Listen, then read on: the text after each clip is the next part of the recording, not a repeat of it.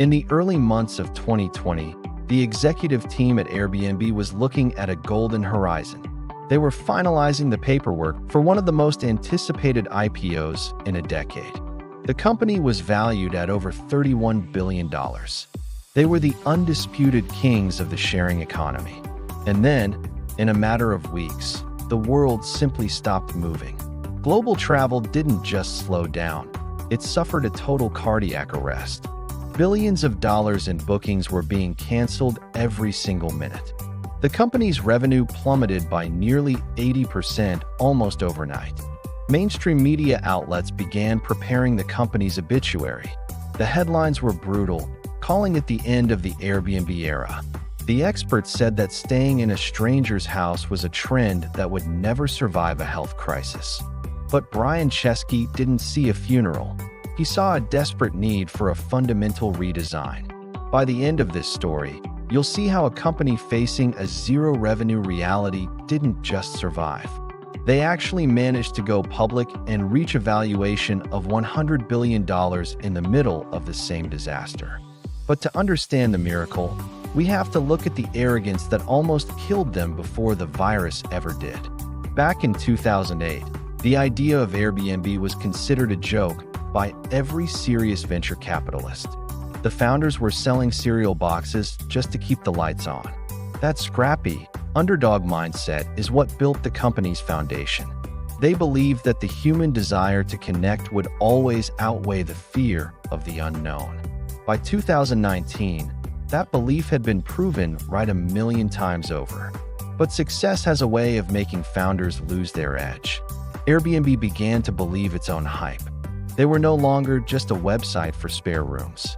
They were launching a high-end luxury tier called Airbnb Luxe. They were building a massive content studio to produce original movies and shows. They were even designing complex systems to integrate flights and transportation into their app. The market saw a tech giant that could do no wrong. But the truth was that Airbnb was becoming a bloated, unfocused corporate machine. They were spending millions on projects that had nothing to do with their original mission. There was a subtle sense of invincibility in the office. They were playing a game of infinite expansion, assuming the travel tailwinds would never shift. And then, the wind didn't just shift, it vanished.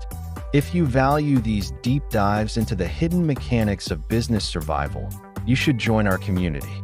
We explore the strategies that separate the legends from the bankrupt, and we'd love to have you with us.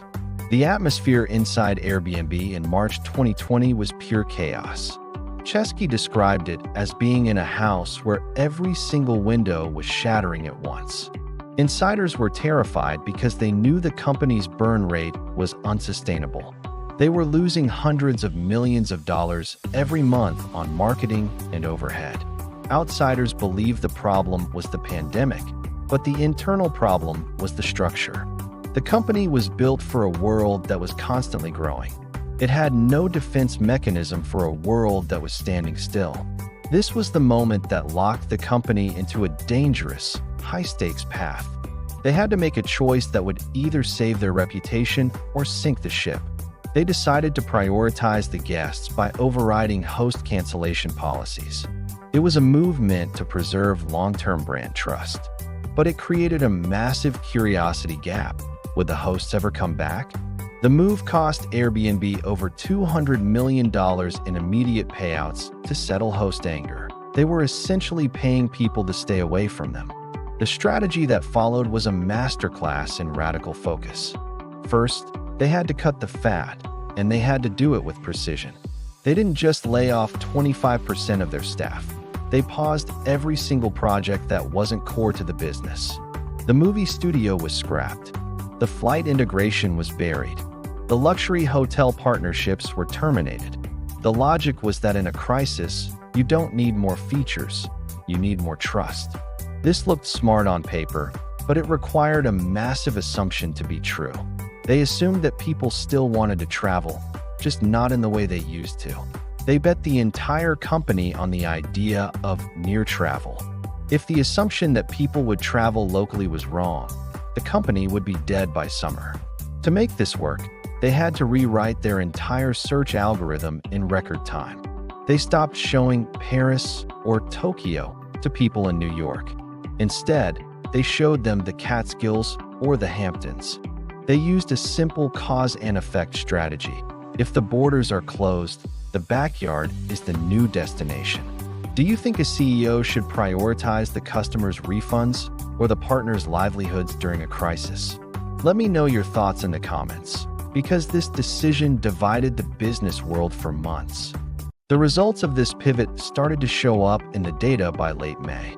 The numbers didn't just stabilize, they began to tell a shocking news story. While hotel occupancy remained at historic lows, Airbnb's rural bookings were exploding. The numbers felt surreal to the management team. They realized they weren't just a travel company anymore. They were a platform for the work-from-anywhere revolution. People were booking stays for 30, 60, or 90 days. They were bringing their laptops and their families to the countryside. Investors, who were ready to pull out, suddenly saw a company that was more resilient than a Hilton or a Marriott. Hotels are fixed assets. They are stuck in city centers. Airbnb is a liquid network. It flows wherever the people want to go. The tension between scale and sustainability was finally resolving in favor of a leaner, more profitable model. The shocking reality that the founders eventually realized was almost poetic. The pandemic was the best thing that ever happened to Airbnb's business model. It stripped away the ego and the unnecessary side quests. One uncomfortable truth that no one wanted to say was that Airbnb had become lazy in its success. The crisis forced them to become the scrappy startup from 2008 all over again. It's a line that reframes the entire narrative. They didn't survive the pandemic despite their size. They survived because they regained their soul. They learned that you cannot innovate your way out of a crisis if you haven't mastered your core product. There are a few powerful lessons here that every entrepreneur needs to hear. First, the mistake of overextension is a silent killer for successful brands. Smart people missed the signs because the revenue was growing, but the focus was decaying. You can spot this in other companies when they start launching products that don't solve their original problem. Second, transparency is the only currency that matters when things go wrong. Chesky's honesty during the layoffs turned a PR nightmare into a case study in leadership. Third, agility is more valuable than capital. Airbnb had less cash than the major airlines, but they had the ability to change their entire product in a week. These ideas apply far beyond just the travel industry. They are about being able to see the world as it is, not as you want it to be. If you enjoy these deep dives into the psychology of business, you might want to subscribe. We are constantly looking for the stories that teach us how to build something that lasts. More breakdowns like this are on the way. Thanks for watching.